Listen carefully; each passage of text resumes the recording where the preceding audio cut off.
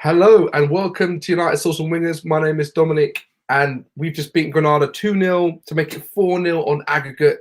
Fantastic. We're through to the semi-final and I'm buzzing. I don't want to hit a brick wall like we have before, but I'm feeling different. I'm feeling good. I'm feeling that we're in a situation where we need to show what we've got, right? We've gone through this up and down yo-yo of can we do it? Can we not do it? And I really want to prove that we're going into, you know what, not even so much prove. I really want to be shown that we are going in the right direction, because I know there's so much situations where people are like, is it Ollie in? Is he Ollie out? Is he doing well? So forth like that. I just want it to be different and to be shown that, wait a minute, we can win trophies with a kind of ups and down team. We can do it. We can get together. We have got the mentality. I think going through to the semi-final and winning the Europa League will show everyone that we are going the right direction, and that even though we've got some pitfalls and faults, we can make it. So thank you so much for joining in. We're going to give you the match reaction. We're going to go through the goals for the teams and what's going to happen with Roma. Big game. We're going to look at Roma, what they pose, and what this means for the team, for Ollie and the substitution. So thank you so much for joining. Don't forget to like and subscribe if you're new. We've got Neji in the house. Neji, how you doing, man? I'm good, brother. Thanks for having me on as always. Mate, as always, bro. Mate, you're just getting straight into it, man. This is interesting game. I felt like, you know what? I felt like it was a situation where I didn't want it to be a score, like just a draw, like boring and all this situation. I wanted it to be go for it, attack, you know what, feel inventive, feel creative and so forth like that. You know what? The first thing I saw was that Granada weren't messing about. If this Granada played around the first leg, it could have been a different result. How do you feel about Granada's performance, bro? They did what they had to do to turn up, man. I know last game, a lot of us didn't think we were a pushover. We played poorly. I don't think anyone thought that we deserved the 2-0. I think at best a 0-0 would have been fair. And if it was a 0-0 and Granada came and played the way they did tonight, they may have probably had a few more chances. A few more nears would have happened in United's mindset. So Granada did well to them, man. No disrespect to them, they did really well. Of course, some of their players rolling around a bit stupid, you know, like his name was Son, but it's football nowadays. I mean, unfortunately, it's football nowadays. So yeah, I think Granada played well, man. I think they deserved a goal minimum in that game. But I do think we deserve 3 or 4. We missed some absolute wonderful chances to score more than one. When the first team news came out, how did you feel about the team news? So obviously, I mean, I always feel like now I can't really talk about the team news anymore because you just don't know what's going to happen. There's no point going, oh, this and that. When the team news came out, look, the only thing I could say really is that we couldn't play Maguire, McTominay and Shaw. So that was a given. I was happy that Axel got a run in because easily he could have done a madness and just not played Axel. Probably put Matic at centre back. You know what? I don't think it could have happened, right? So I was happy to see Axel, and then we'll talk about him later. I knew he would play Matic. I understood he was playing Matic. I get it. I understand he needs to get some minutes in his hand, in his belt. I didn't really understand why Rashford's on the bench. Why make him make the journey? It just makes no sense to me. Yeah. And I was like, okay, you know what? I don't care about the team lineup. Let's just see what happens. I know everybody's talking about Ahmad and Donny van der Beek, but look, I'm over it now. We know that Ollie does not rate Donny van der Beek. He only came on for 45 minutes because Pogba got yellow card. That is he does not rate him. So I don't even talk about that anymore. I'm just free Donny. It's been happening. It's like SeaWorld. Just shut the thing down. You know what I mean? So for me, right, I was like, okay, let's just see if we get the result. I felt like the team they're trying to keep their fluidity with Cavani and Pogba on the left. They're trying to keep it nice and strong. But what I'm trying to get from the last bit this season, because we know there's not long to go, I want to just be entertained. I'm not talking about Gladiator, entertain me. I just want to see a bit of excitement and bravery. And I know we're going to the crunch time now and we've got trophies to win. We're trying to fight for second. But I also want to see a bit of bravery and risk and to be entertained. And in a game like this, I understand playing the team that we played, but I just felt like everything was a reaction. It wasn't like, okay, let's bring on Ahmad at halftime because look, we know that we're 3-0 up and he can unlock defenses. All this is all reaction for me. I just want to be entertained. And I feel like there's a lot of fans that want to be entertained and just and just see these exciting players who are ready to play football. Do you know what I mean? I think that's the issue that many fans have with Ollie. It's like his ceiling is he's got his first 11, who many do disagree with, but at the same time, it's like he wants his players to be free, but he's not giving them the license to be free. Like, he's not even the right players to be free. It just doesn't make no sense to me. Like, it's a madness. It's a madness when you've got. Let's be honest. Let's just cut the rubbish. We've got so much talent who should be playing so many more minutes than they are. Like, Van der Beek is still played 2 starting games in the Premier League. 2. Like, come on, man. What top club does that to any player? Like, to me, it makes no sense. But it's just, I think long term it's frustrating. And I think, let's say Pogba stays, fine, cool. Let's say he wants to go back to his 4-3-3, 1-DM-2-8, fine, cool. But you're setting up a player to fail. Why would he want to come and give his all for this? It's like he's under pressure, like Shred Exiles. He's young. He should be giving these players the room when there are chances available. Do you know what I mean? Ahmad easily could have started tonight. Okay, fair play, get your goal. And once you get your goal, half time, 2 substitutions, get Donny on, of course. Yeah, fine. He should have started, in my opinion. But then at the same time, at least get Ahmad starting. Yeah, it's a bit weird for me, man. What do you think his mindset is for that, really? Let's be honest. Because we and you, yeah, let's be honest. Me and you will give him the credit all day and the license all day to have his reasoning. But there comes a point when there's no more reasoning. It's just blatant disrespect. And if it's not disrespect and it's not intentional disrespect, then the only thing left is he's just not competent enough to know, or confident enough to know, as a Man United manager, when to play these players. You know what, though? I think he's not even when he didn't know when to play these players, because I think he needs to win. He's gone into survival mode, and I said this before. When you're managing a club like Manchester United, and people already think they're suspect of you because of your CV, you can't take any risks. So he thinks to himself, I needed to be assured. This is a very strong team he put out against a team who shipped the most goals in the Liga, were 8th or 9th in the league, and were already 2-0 up. He thought to himself, wait a minute, I need to have a sure thing. I'm starting Greenwood, Pogba, Cavani. I'm not giving Donny van der Beek. He's not really my type of player. I'm not just going to give him game time until I feel that we're in a good, comfortable position. But the problem for me, and what I'm trying to understand as a Manchester United fan and everybody else is for me, this is a game where if you can't start Donny van der Beek in this sort of game when we're 2-0 up, right, against an opposition who showed nothing in the first leg, that shows how much you rate him. Basically, for me, that shows how much you rate him. And I don't care if Donny van der Beek. All I care about is the win. I'm not like Donny van der Beek forever. I haven't got a poster in the back of my room saying I love him. But for me, I tweeted earlier, bro, and I said to myself, any other elite, experienced manager who's winning trophies, they will play Donny van der Beek more than Ollie has. Yeah, of course, yeah.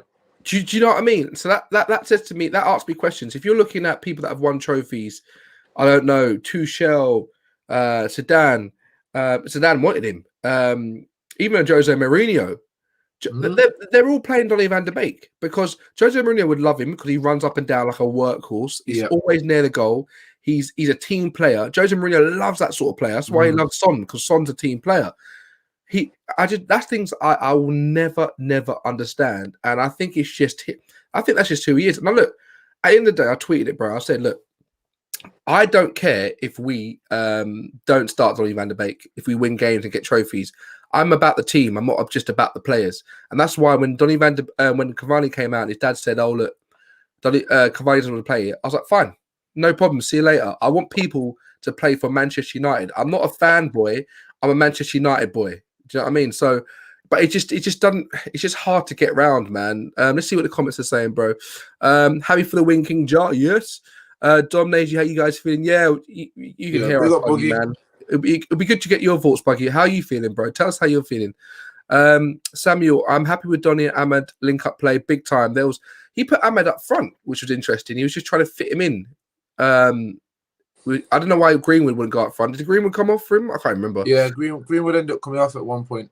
Yeah. I don't think it was for Ahmed. No, it wasn't. So I'm not too sure about that. If we get to the final, I don't want Arsenal. Arteta has some weird juju. Yeah, that is really weird. I do not want Arsenal, but I think Arsenal will beat Villarreal. If it's a Manchester United Arsenal final, I'm putting it out there. I'm not confident. There's something that Arsenal do against us. I don't know what it is, but they hold us down and we can't play football and we get scared. I don't like it. I'd rather play Villarreal in the final. Obviously, we've got to get past Roma first. Buggy said, trust me, Ollie will give Donny game time. Ollie will still rest players against Burnley. Okay, that's your thoughts, bro. Please saying, Bruno, now is the time for the next step and we win the semi-final. Before then, it's time to focus on the league. Yes, it is. Yes, it is. It's good evening for Arsenal in the semi-final. Yes, they beat them, I think 3-0, was it? Correct me if I'm wrong. So that's really, really good. Big up, guys. What's going on in the training ground? Guys can't string a couple of passes together. And why must players leave the club to show their levels? Oh, man, that's a good point. That's a good point. Ollie does not want to risk it. Yes, Dom, 100%. Ho, ho, ho, Green Giants in the house. Granada played much better this week. We looked like we didn't really care that much. Thought Matic and Fred were pretty dead. Sorry, Green Giant, bro. That was just nostalgia, bro. that flipping advert, man. Well, Green Giant. Yeah. I love it, man. I love it. You know what, right? I looked at the game and I tweeted. What did I say to myself? I said, "Oh, it feels like we're watching a training match and one team's really up for it when it didn't mean anything, but they couldn't score." I felt like Granada were proper up for it, really, really up for it. They're going for it, but they just had no quality. And Manchester United we're just playing. This game don't mean anything. We're just playing, just to, get back on the coach, go home and play. Control. Mate, play cruise control, go back home and play Nintendo Switch. That's all they were going to do. But for me, we need to take every game seriously. Why can't we go in there and smash them? I want that ruthless mentality in AG where we go and smash teams. When Pogba was on in midfield, it looked like a battle. He was driving forward. It looked like raw, and then when he come off, it was like, the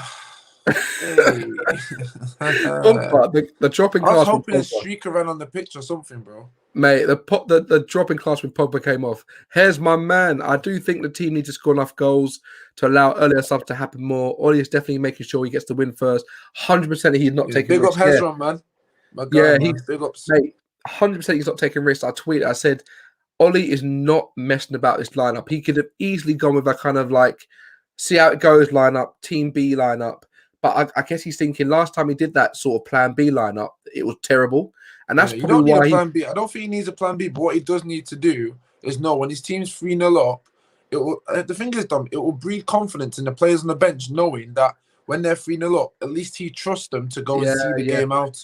Like, you got to think of those little psychological areas, man. Like, if you're trusting Ahmad for 9 minutes and, you know what I mean, Donny for only 45, not even to start. Yeah. When he needs them players in a let's say players do get suspended or injured, because that's the only time they're probably going to get on, they're going to be sitting there thinking, oh my God, I'm on eggshells. They've got no experience of Ollie actually trusting them even a little bit. And that's going to be an issue moving forward, in my opinion. Mate, I completely agree. Dean Smith, my boy. Considering who's left in the tournament, should we expect to win it? Whoa. Dean, that's a serious. If you have expectations of this United team to go and win trophies, boy, I feel sorry for you, man. Well, big up yourself. Well, let's put it this way, right? Let's look at this, Dean. Good point to bring up, right? Roma were playing tonight with Mancini, Cristante, Silva, Karsdorp, Diwawa. Out. See, I don't know any of these players so far. The only players I do know is Mkhitaryan, who went off after 87 minutes. Dzeko, who scored. Pedro came on after 87 minutes. Who else do we know? That's about it, really. Those three players are the main people we know. But again, Italian teams, people underestimate them. They underestimate them. They know how to keep the ball. They might play a bit slower football, but the beauty of playing slower football is that you know how to slow down the game and dictate the play. People do not take them for granted. So for me, I'm thinking to myself, can we beat Roma? Can we actually go and beat Roma? Because that'll be a scalp. To be fair, bro, to be fair, like looking at the stats of that game, Ajax had 71.7% possession, 10 shots, 3 on target. Three shots on goal. Sorry, Roma had the same amount of shots on goal, but 7 shots all in all with 28.3%. So they'll be happy to give United the ball. Wow. We know we struggle without the ball. Wow, that might not be good for us then, man. because we can't break down defenses, especially if we're playing Dan James. And they literally, bro, they had 5 crosses, which means defensively the sound, and more time. You've got Ajax had 12 crosses in that game. So yeah, that's tough, Dean, mate, my man. It's going to be tough because Roma are one of those teams where we cannot take them for granted. And I always think ahead. So does Neji, where people talk about who you playing next. Let's not think about the final yet because we've lost 4 semi-finals. And I'm not trying to be negative. I'm just being realistic. I don't want Maguire. I don't want Maguire and Lindelof to play, and I know they are. Which they will. It puts me in eggshells already. Like, I know we're going to talk about Axel soon, so I'm not going to deep too much on the centre backs. But boy, I just got a feeling the mentality of Maguire and Lindelof is just not there when it comes to big time moments. Like, they always switch off, they always make the wrong choices. Like, they're hesitant, the struggle. Do you know what I mean? And that filters for the team. And I can't sit here as a fan, watch it, knowing I'm getting them same negative vibes and energy hitting me whilst I'm sitting on my sofa watching it. It's like, that's definitely filtering in for the team. Whereas Axel today, one touch passing, cutting the back line out. Like, I know it's Granada, but that's what you should be doing. You know what I mean? So cutting that grass. You know what, right? Guys, Chris, I appreciate you, man. Chris is my boy, man. Remember to like and subscribe, and I appreciate it. Thank you for joining in live. This is what I want to talk about for a second, okay? I know I don't want to talk about the final, but let's just have some fun, right? If we do get to the final, let's just say that dreams do come true, like Disneyland, right? And we get there. Arsenal have something. I don't know what it is, but I don't want to play them either. Buggy vibes, I do not want to face Arsenal. And how have we got to this point when Arsenal are sitting ninth in the Premier League table, ninth? They're on 45 points, nearly 20 points behind us, right? And I'm worried about Arsenal in the final. That's not good. And you know what that comes down to, Buggy vibes? That comes down to mentality. Because Arsenal should not think in the slightest that they've got a chance against us. If you look at the evidence, if you look at a maths teacher and the guy's like 2 + 2 makes 4, Arsenal should not be going anywhere near us. But Arsenal are going to be like, wait a minute, what about 3 + 1? This is the problem. They're thinking about different ways to get us, and they know they can beat us in different ways. They've got Ellen Smith-Rowe, Saka, all these Martinelli, all these young youth people. We've got Pogba, Cavani. We've got Rashford when he's on form. We've got all these players that are top quality, £80 million centre-backs, and we're still a bit nervous to play Arsenal. That's not right, but it's the truth. This is one thing that I want to see improvement next season. It is vital that we approach games and we put the fear of God into the teams before they step on the pitch, because they've got no right to make us worried. Arsenal have no right to make us worried. They are currently not a good enough team. Arsenal of the Bergkamps, of the Thierry Henrys, of the Perez's, this is not the same Arsenal. It's not. It's an experiment they're in. It's married at first sight. It's an experiment, right? And we're facing a team still going for an experiment, and we're a bit worried. I don't like it, and this is what I want to see, the improvement next season. Big time, man. We'd love to see a repeat of 7-1, but I'll take a dead 2-0. My mind vibes, keeping it real. We can beat Roma, but we have to be in the front foot big time. Owen say, Neji, bro, how do you like Pogba at left wing? For me, it looks better that Rashford looks better than Rashi for some games. That's a good point. What do you think about that, bro? Yeah, I think Aaron tweeted this. I have a conversation before, and I think I don't like it any more than than anyone else. I think what people need to understand is that when Pogba plays on the left, he's not the guy who just runs in behind and then looks to open up his own chances. He's a team player, and because he's world class, he's not a left winger. We get that, but because he's clever enough and understands the position well enough, he is more effective for the team. So on that left side, we're not looking to ping a ball over the top. We're actually looking for ball players, balls at his feet. He's moving the ball around, 1-2 intricate passing. And that's what breaks the team up and allows the space for other players. Now, this is where I think for me, and I'm going to finish on this, Pogba playing in that left wing position, right, or left mid position, wherever you want it to be. The way he plays football shows me even more so why, and if you didn't see this is why I want Martial on the left over Rashford every time, because that link-up play and that movement, that is what Martial can offer. I don't want him playing as a striker. He can play there, cool. But with a Cavani that's on form and a Greenwood that's learning that position quite well, there should be, in my opinion, Rashford, a bit like Dan James, comes on to put the burners on when everyone's tired and they're trying to get a goal. That's how I see Rashford. Now, doesn't mean I don't think Rashford's class. Don't get me wrong. He is incredible. One of the best talents we've got. But in terms of the team, when I look at the whole team, the balance of the team is always off. And we have to play to Rashford's strength when we play as a team. And it knocks everything off. Martial on the left-hand side, for me, makes more sense. With a Pogba in that same hole in the pivot, for me. That's just me personally. So is that okay? Because I have thoughts on this as well. Because I completely get what you're saying.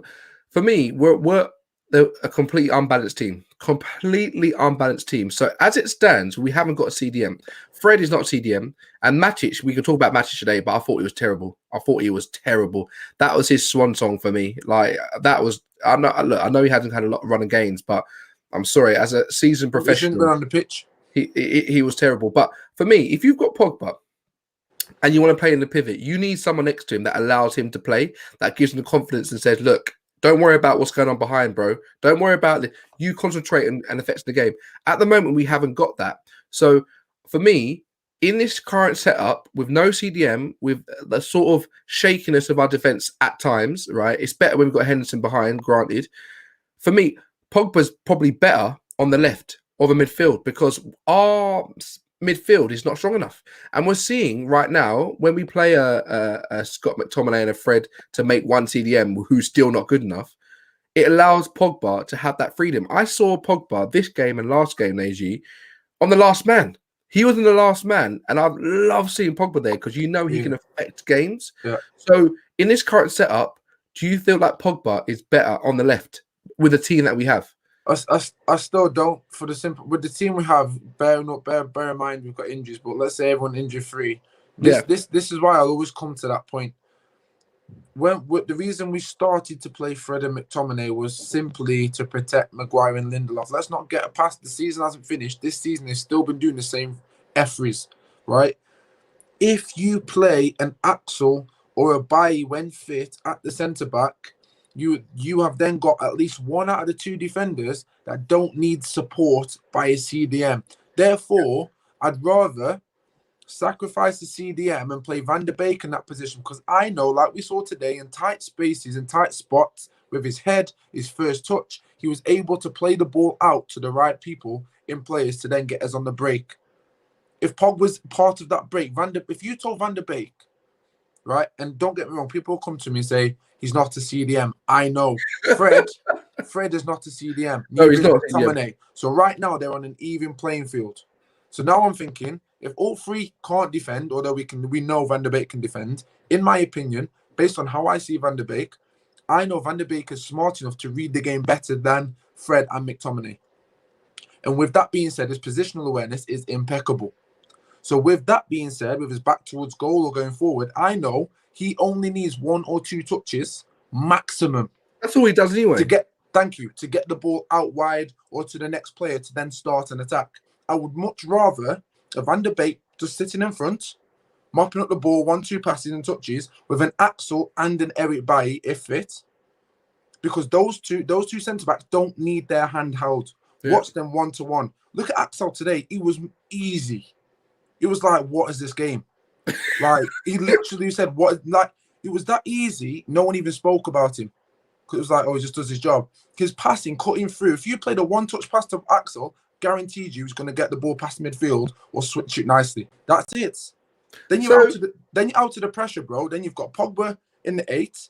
Then you've got your wingers, and then you've got Cavani. That is lethal. And people are saying, right, so what's your team then, AG? What's your team then? Because me personally, my ideal team, and this is where I think you can flux around with goalkeepers. Apologies, guys. You can flux around with goalkeepers because if you got two competent, like obviously as we said before, bro, Henderson actually covers up for Maguire's and Lindelof's lack of pace or mistakes. That's why he does. He's a sweeper keeper, so. You know what I mean? Like De Gea today, let's be honest. There's a sweeper keeper moment and he fluffed it. Like he literally half and half bottled it. So I played Dean Henderson in there because you know he's definitely sure. 100%. He doesn't always need to come out, but will be ready. I'd play Axel and Bailly together. If it wait, no Maguire. No. I've been saying this sometime. I've seen Maguire been playing for two seasons. And I'm being straight with you, bro. Like for me, I look at consistency. I look at consistency. I've been growing up with centre-backs at Manchester United where, yes, a partnership is incredible. It's impeccable. But if they were on their own individually, I know they would still be okay. I've seen Ferdinand defend one-on-one. I've seen Vidic defend one-on-one.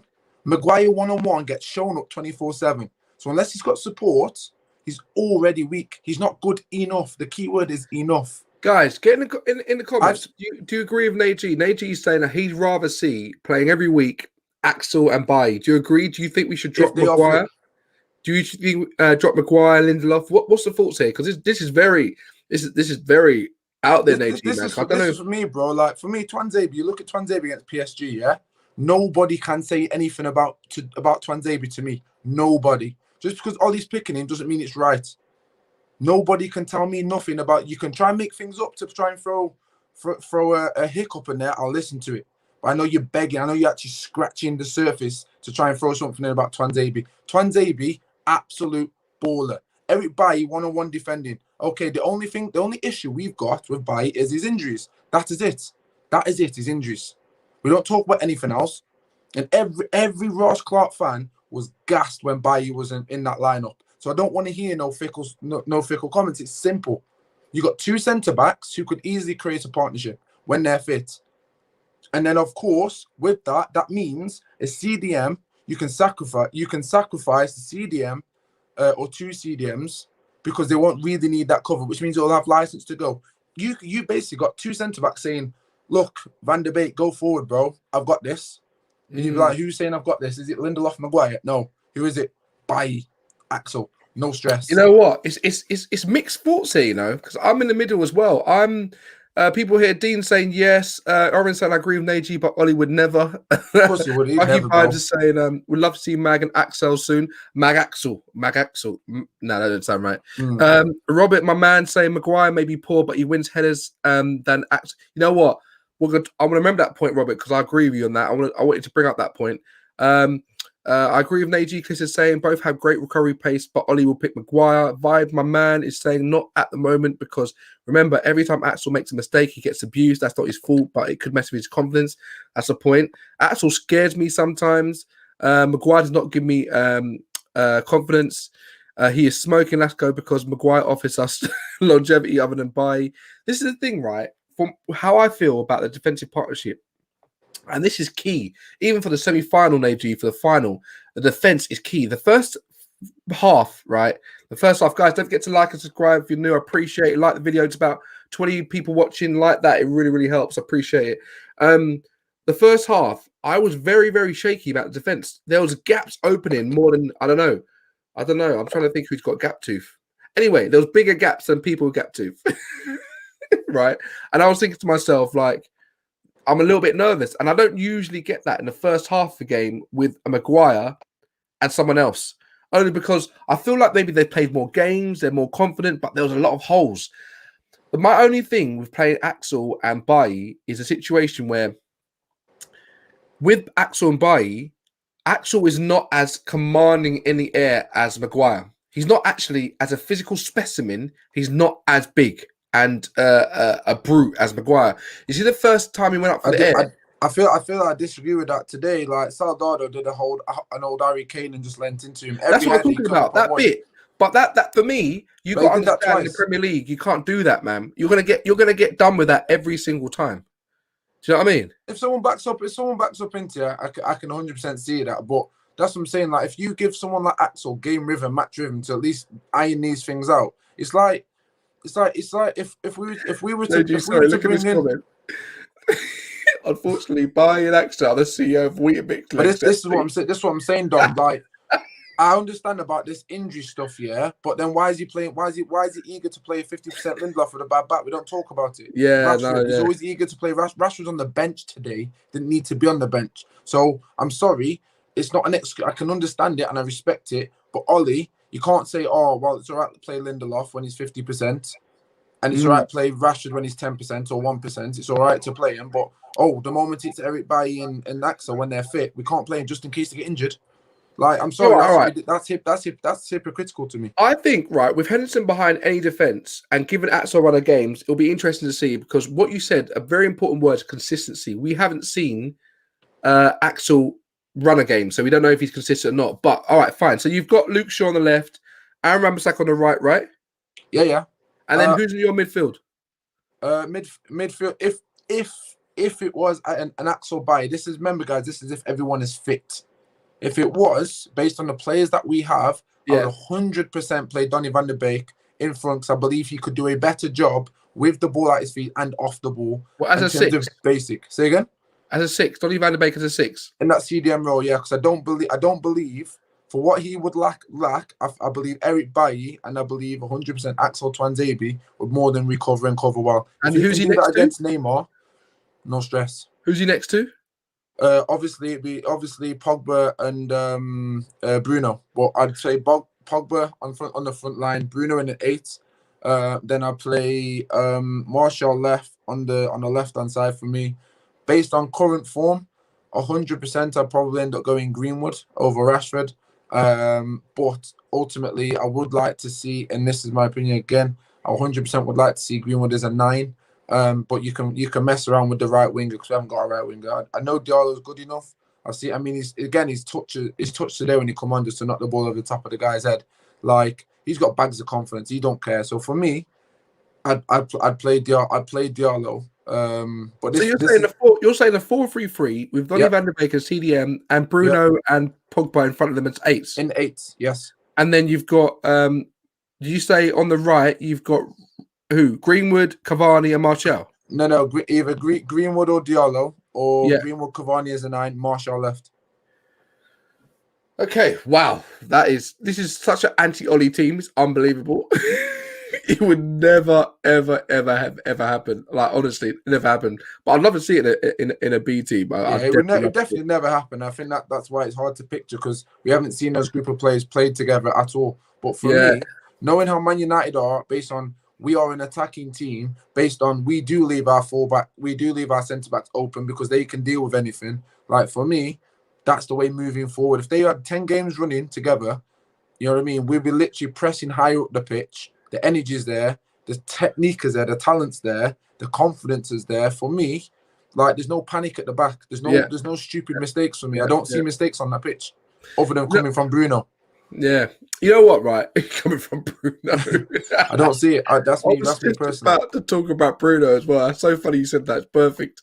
You know what? Ryan, Neji knows he's not a 6. It's because we haven't got a CDM available, and correct. Neji feels that basically how Van der Beek plays, he's quick, simple, quick passing, quick intelligence, so he could do a job.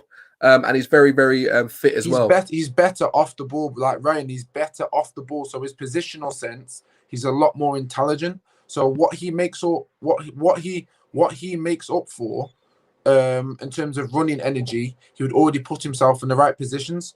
And when he's got the ball at his feet, when we're getting the ball on the counter, it will take 1 or 2 touch maximum to get the ball out. And if you need to see Van der Beek's clips from this season at United, you'll see what I mean. In tight holes, tight positions, watch how he plays. Like, the ball moves quicker than the man. You don't have to go and chase a man. You don't have to be a strong defender. Like, look at Basuma. You've hardly ever seen him go in and tackle a ball, but he's clever on the ball. And I know he's not a CDM, but please understand that McTominay isn't a CDM, and neither is Fred. And we're being conned by this energy crew, because energy's great. You can win the ball back by chasing the man down. When you've got the ball at your feet, what's the point if you're going to lose it again? I would rather Van der Beek close off a gap and a hole, read the position and go, right, as soon as I get this ball, I'm hitting 1 touch and it's going straight to my wing, or it's going to Pablo Fernandes. You know, I would just feel I'd feel sorry for Donny van der Beek playing as a 6, because that's not his position. Correct. He would be like, I've got to stay here and like just watch the team. And I think he'd do it though. I think he'd do it. He would do it because he's Donny van der Beek and he's a team player, but I think he would hate it. He wants to be the last man. He wants to be taking shots. Even in the game today, that shot, Greenwood never passed it to him. Greenwood was greedy again. But Donny van der Beek, he scored. Perfect cross to Greenwood as well. That should have been an assist. He's just a very intelligent player. Sorry, Dan, go on. And I just feel like Neji, like, the more he plays, if he gets a run of games, we'll see the best Van der Beek. The problem is at the moment, right, is that people that are saying free Donny, free Ahmad, I don't know, free anybody in prison, whatever. Like, it's not gonna work like that, because you need these players to, 1, play with the first team, and two, have a run of games, because you can't. People are like, oh no, if they come on, they got to prove themselves in the first game. They've got to do hat trick. They've got to. It doesn't work like that. Don't work that way, man. Anybody who's played football, you get to grips with the game. You're trying to understand the tempo. A training match is nothing on a competitive match in the stadium when there's pressure and it counts for something. The result counts for something. It's completely different. So when you've got Van de Beek coming on, a forced substitution, because we know Pogba's on the yellow card, he's there. He thinks to himself, okay, now look, I've come on earlier than expected. It was probably going to be 80 minutes. I've got to do a worldie, right? You know what the good thing about Van de Beek? He comes on and plays his normal game, and then he sets up a goal, and then he scores, right? It's just one of those situations where we need to understand that these players need to play with the best team and have a run of games. They have to have a run of games. We're never going to see the best team. We're never going to see it. And again, I go back to my previous comment. When you've got elite world trophy winning managers, when you look at the Zidans, the Tuchels, the Klopps, the Peps, I'm sorry, we would not see Donny van de Beek on the bench as much as we see him at Manchester United. I just don't believe it. I don't believe it. Starts already by now. Mate, look at Klopp. Like, he played Wijnaldum, whatever you want to say it, so much. Donny van de Beek is like a Wijnaldum. He's a very smart, silky player. You won't see him doing some mental stuff, but it was really important for them to win the league. Like, you wouldn't see him on the bench. It just wouldn't happen. Van de Beek, for me, in a Pep team, would be playing much more. If Foden's playing and so forth, you think Van de Beek, who's played at a higher level for so much longer, wouldn't play? It baffles me. And look, again, I don't care if we're winning games, we're getting trophies. I don't care if one or two players aren't playing, a free Donny free. Don't care. But when we're not winning trophies and we're not always playing very well in terms of on the eye, why are you not playing these? I think the issue is, Dom, as well. Like, we've got to remember, that Donny didn't have to start right at the start of the season. We can appreciate that, We can fully appreciate that. However, McTominay and Fred have been shocking for the whole season, and that is the time when you drop players. That's the time when Ollie goes, you know what, you're not good enough right now. You need to work and get back into the team. You then put Donny into the team. This is where Donny's been shagged of minutes, and it's given people a false perception. People who haven't watched Donny, people who know me from the show now knows how much I've watched Donny play at Ajax and enjoyed his football like he is. So I know what he can bring to this team. And when I'm telling you, we're watching Freddie McTominay either give stupid fouls away last minute, or not being covered in the right position, or winning the ball back but not being able to string more than 5 passes to get the ball on an attack and give the other team, and that's another thing, gives the other team chance to get back in position because we're going sideways and backwards. I'm telling you now, we're not going to progress next season. And this is the issue. We haven't been spoken about a CDM, Dom, and other than that Moise Caicedo, and he's obviously went to Brighton, where I don't know where he is now, fair play, whatever. Yeah.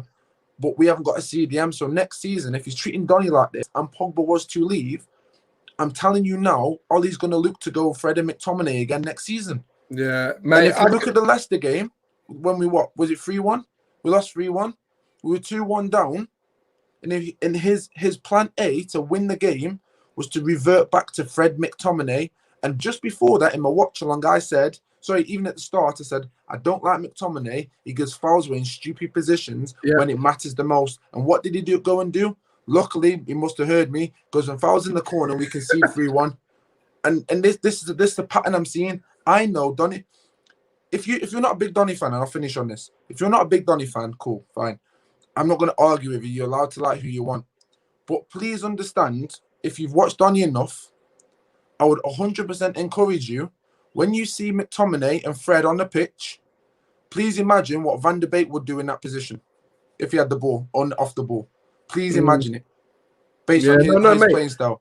Mate, I completely hear you guys. Thank you so much for joining in. We're just talking about the game, and I love these games because this game was over when Cavani scored that beautiful goal. Pogba, this is what I like about Pogba being up front. I say up front, he's basically not saying up front, Neji. He would never be scoring or setting up goals like that. He doesn't get in the box when he's number 6 because of the situation that we have and the team makeup. He's nowhere near the box. He's doing worldie 40-yard passes and just watching it fly and hoping someone does a worldie, right? He did that great header. People were commentators like, did he mean that? Of course he meant that. See you later, Chikorita Hernandez, backwards header, Cavani, Beautiful. you know what? I didn't think Cavani would. You know how many times we've seen Cavani and Bruno just completely miss the ball with those sort of volleys? It happens all the time. Cavani stepped up, and I'll big him up for that. Well done. That was a really good goal. Buzzing. Game over. See you later. Obviously 6 minutes as well, right? It was just like, raw, great start. Oh, big time. And their own goal just sealed it off for me. Didn't need it, whatever. I'd rather we scored a goal, but whatever. I'll be honest with you, the game didn't really show me anything new, unfortunately. When you bring on new players that are trying to prove themselves in the likes of Donny van der Beek, I already know he's a good player. I don't need to see him come on for like 45 minutes and see that.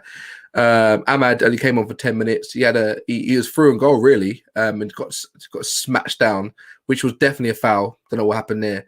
I didn't really see much. Brandon Williams, I still think he held onto the ball far too long on the right when he could have passed it. I don't think he's good enough for Manchester United. He could be later on, and I hope he is, but at the moment he's not good enough. Axel, I think with running games he can do well. I didn't really see a lot for me to go on and say, okay, great. What we got from this game was the result, and that's what we need to concentrate on. We go to Roma now. I'm not sure when it is. We go to and play Roma, and it comes down to now: can we break the semi-final duct? Can we really get through this brick wall and show up? And again, I'm still trying to understand where we go from here in terms of this team selection, the lineup. We've got Burnley coming up, and I keep seeing people talk about Bruno, bro. And you know what? I'm always tell the truth on this channel. I always tell the truth. Bruno was rubbish, and I have no problem saying that out loud. Bruno was a rubbish show, like rubbish. And I've seen performances like that, and loads of people have. But the beauty of Bruno is that even when he's playing rubbish, he still affects the game. Yeah.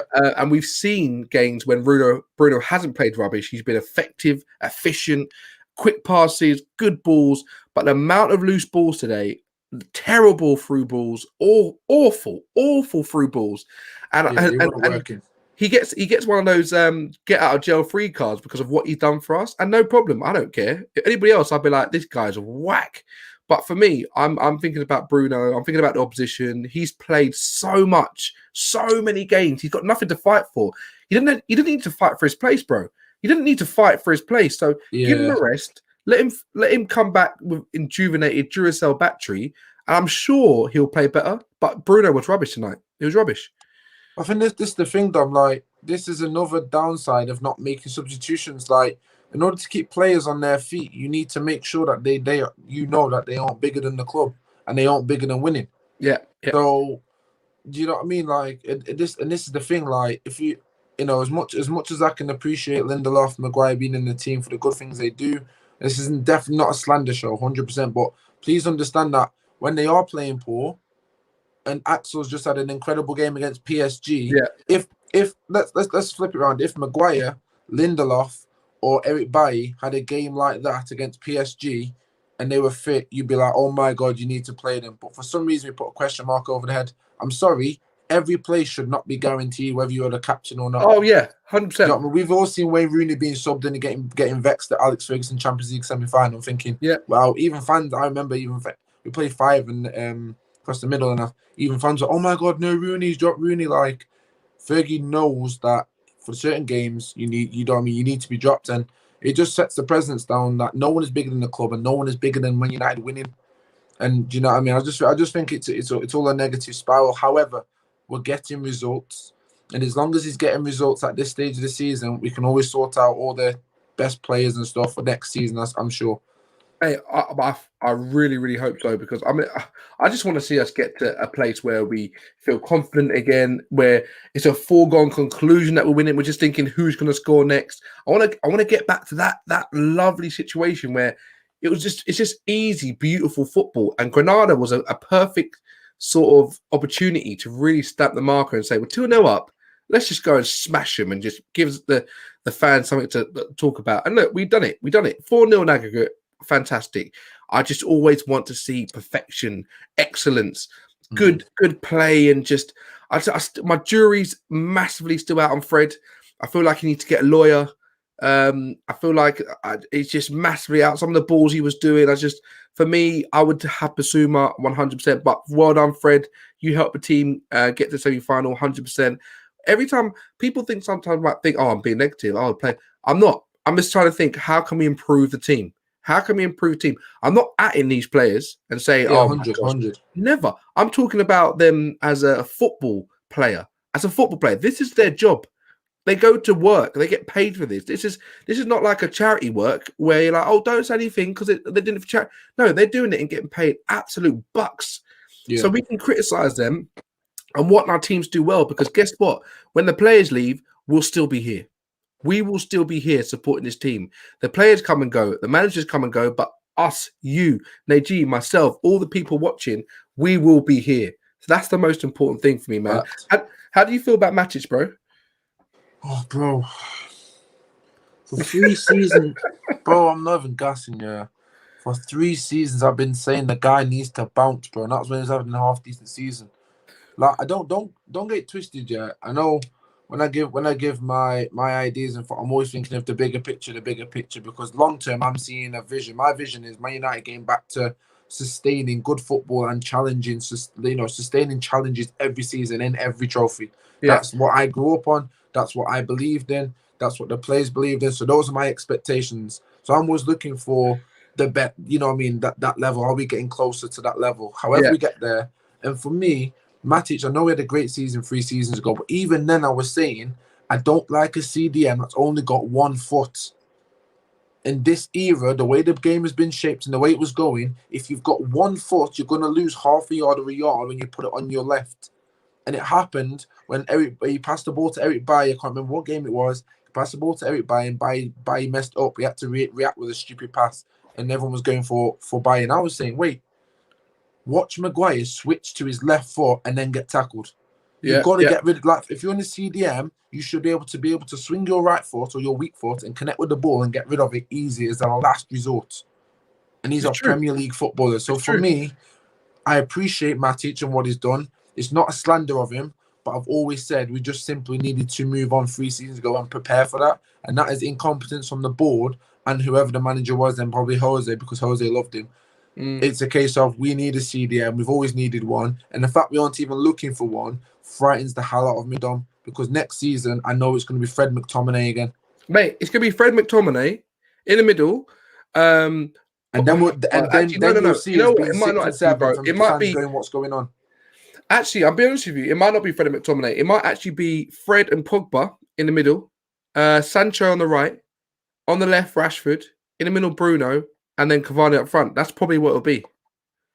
That's what it'll be. Yeah, I would 100% hope so. And if it is, and if we're lucky, it actually might be Basuma and Pogba in the midfield. Basuma and Pogba in the midfield, Sancho on the right. But we're not looking for that area. Basuma and Pogba and Sancho on the right. With our board, knowing how much they spend and how tight they are, I would take that all day long, man. Yeah. I'll take that all. I would be like, oh, yeah. I'll be so happy, man. Oh, my God. Imagine Basuma just... And the thing is, Basuma oozes class on the ball. Like, you see Van der Beek's just nice in his turns and just plays it off once.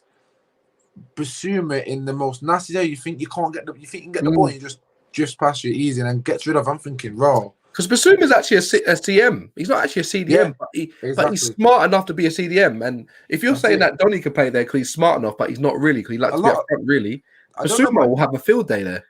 I don't know about you, but I feel like a lot of people I don't feel like a lot, because I'm only talking for a small minority, but the majority of people I've seen over Twitter, so Twitter crew mainly, and some United fans are saying that in order to be a CDM, you've got to be the old school flipping tank. You just got to be smart. Like, hey, look at Kimmich. There we go. do you know what I mean? And I think if you think about it, we're not playing football when Michael Carrick and them man were playing. Do you know what I mean? Like, you're not looking to tackle a man and get away with it. You've got to be smart enough. You've got to stay on your feet. So if you've got intelligence in that hole, plus technical ability, all you're doing is ultimately, instead of man marking and CDM, you're now cutting the passing lanes. If you play FIFA, you know where I'll go on. But you know what I mean? You're putting your CDM on cut passing lanes, and you're hoping to lock them gaps off. Once the ball's at your feet, you're out again. Like, it's not. You don't need that brute force no more. No, mate, you just need technical ability and skill. Technical ability. Intelligence. Like, you don't need... Neymar's the smallest guy in the world, right? Weak. He wouldn't be able to lift a 10 kg dumbbell, but he don't need to, because he lets the ball do the work. He lets his his body and his feints and the balance do the work, man. That's why he's a world beater, and that's why he's going to go to the final of the Champions League. I have no doubt, man. I have no doubt. Guys, thank you so much for joining in live. Don't forget to like and subscribe. Turn those notifications on so you know that when we go live. Really, really helps. It's about 20 live at the moment. Like and subscribe if you're new. I appreciate it. Neji, I appreciate you as always, man. Neji's channel is here. Subscribe to Neji's channel is Sunshine47 with a space on YouTube. Check that out. It's that, guys, man. Thank you so much, man. Watch alongs and other content as well. Just a really, really fun sort of make your team up with the old school teams from 1992. We did a United best 11 from 92 to present players, like with some rules. So check the description for the rules. That was good. It's a madness. It was good. Guys, thanks so much for joining. We go and play Burnley. I'm not really fussed about Burnley. When I say I'm not fussed about him, I say that because I don't want us to lose and I'm trying to be confident. We've got to approach every team as their Barcelona. 100%. If we go to Burnley and just mess up all the good things that we've done, that just shows you how vulnerable, weak mentality. We need to go there and show Burnley that they've already lost when the team bus turns up. They've lost when the team bus turns up. Let's go and get it. Let's just get further away from Liverpool as possible and Chelsea's and all the Leicesters and so forth. Solidify second, win the Europa, get to summer, get Sancho, get Basuma, and all meet up in a COVID-safe environment and have flicking beers. That's what I want. Let's have it. Guys, have a beautiful evening. I appreciate you all joining live. Don't forget to like and subscribe. I'll check you soon. Peace out. Wait.